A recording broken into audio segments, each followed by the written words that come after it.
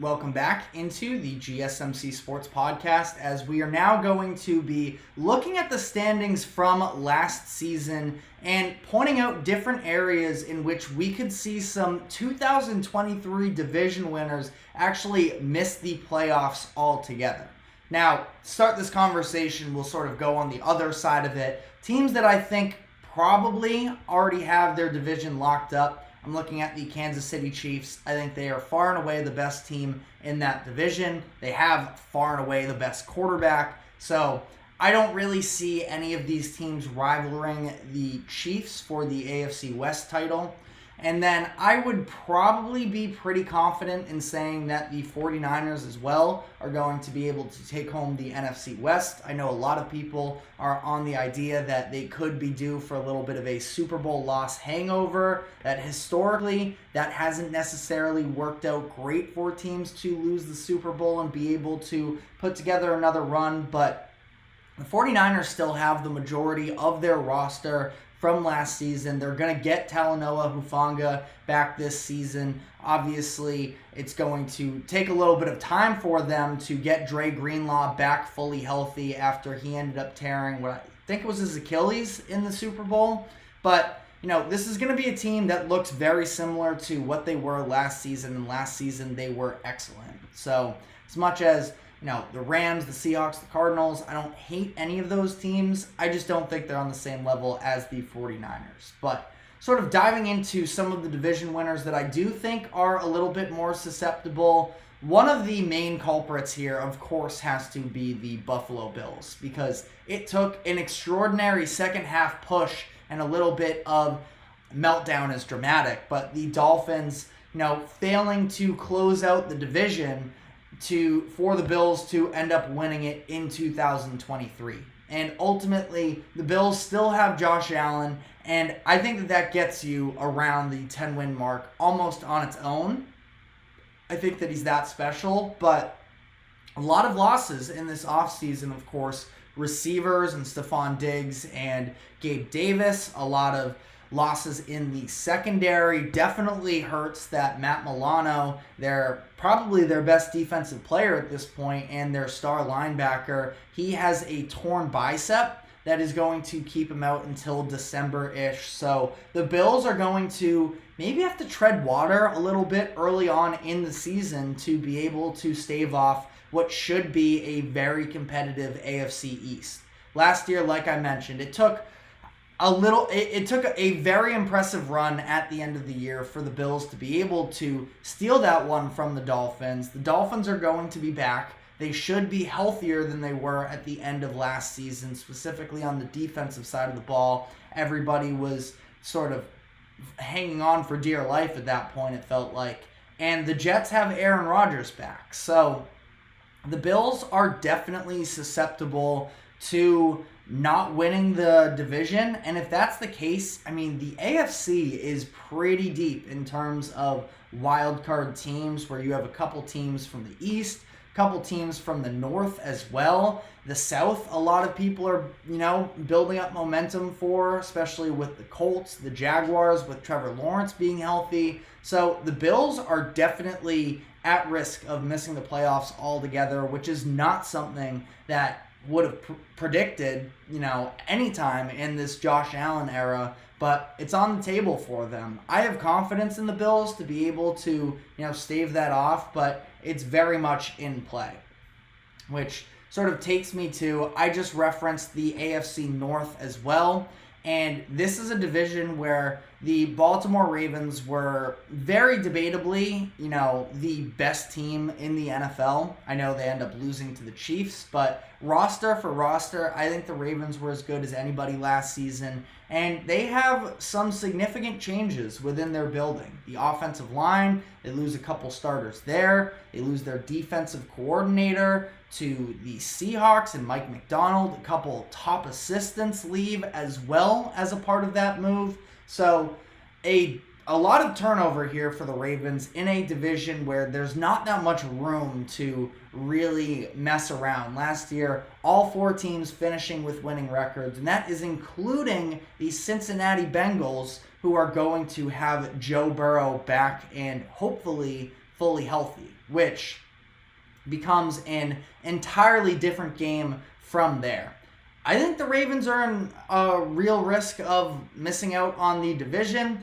They're still going to be good enough, I would have to imagine, as long as Lamar Jackson is healthy, that they make the playoffs. But division title is very much up for grabs there.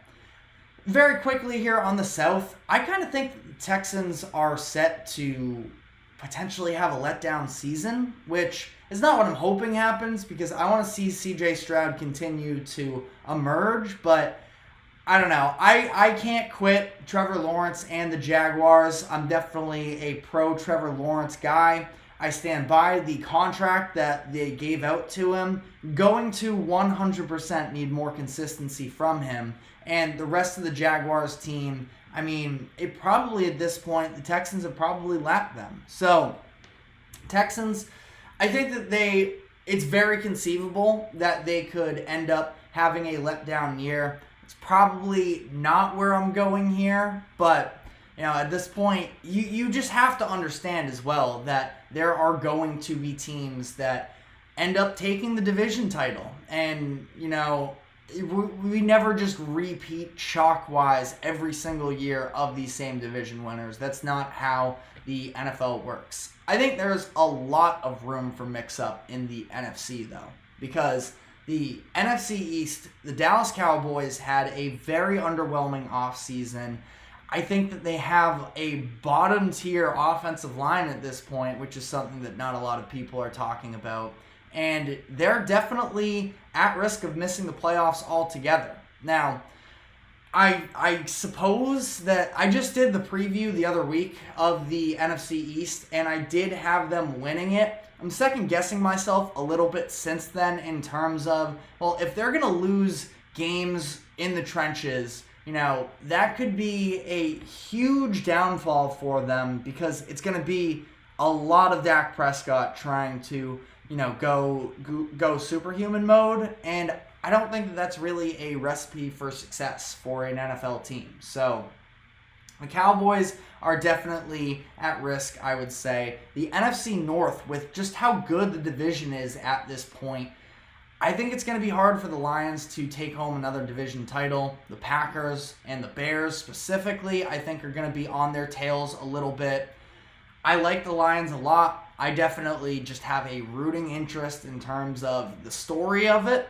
But at the same time, the Packers are very capable as well of being able to, take that next step this year. They were already ahead of schedule last season, being one of the youngest, I think it was the youngest team in the NFL, one of the youngest teams in history to make the playoffs. And they ended up winning a game and probably should have beaten the 49ers in the divisional round. So there's a lot of room to grow for the Packers. The Lions, they're going to have people at their throat. Dan Campbell said it himself. There's no more sneaking up on anybody. So, teams are going to come ready to play when it comes to the Lions. So they're definitely at risk. I would mark them in as a playoff team. And like I just talked about with the Buccaneers, I think they're out this year. I think the Falcons end up winning this division with Kirk Cousins. I'm definitely not putting them in Super Bowl contention conversations like some other people are, but I think that they end up winning the division, and I have a really hard time imagining that this division gets multiple playoff teams just with how deep the NFC North is. I would think that both the Cowboys and the Eagles make the playoffs. Now, again, if I were to pick one of the teams to not make the playoffs, I'd maybe lean with the Cowboys as opposed to the Eagles. So, but you probably have you probably have one wild card team from the NFC East, at least one in the NFC North, and that starts to really tighten things up in this NFC South, where during my predictions, I had both the Buccaneers and the Saints at 9 wins, playing with fire in that conversation in terms of being able to, make the playoffs with 9 wins. It's very much on the table, but I think the Buccaneers could go from a division winner and a team that won a playoff game to missing it altogether this year. And then, like I mentioned, NFC West, I think the 49ers are probably just fine ultimately. I think that, honestly, the Rams, I see them regressing a little bit. a lot of people have been getting on the Seahawks bandwagon, I feel like, is what I've seen. And I don't hate it. I like Mike Macdonald a lot as a head coach. I think he's going to really shore up that defense. It's just at this point, I know Geno Smith, they wrote him off, but he didn't write back. But how much stock are we still holding into Geno Smith? I thought a lot of his flaws were evident last season, that he's not, this miracle turnaround story. He's a good quarterback at this point, but probably below league average. And I don't know. I definitely have my doubts with the Seahawks, but they could for sure be in, playoff conversations. But, let me know what your thoughts are in the comments section. We are running low on time here, so we're going to be taking our final break of the show, and when we come back on the other side, we will be diving into predictions for the college football playoffs under this new format. So we're going to be diving into all of that. But first, a quick break. Do not go anywhere. We will be right back.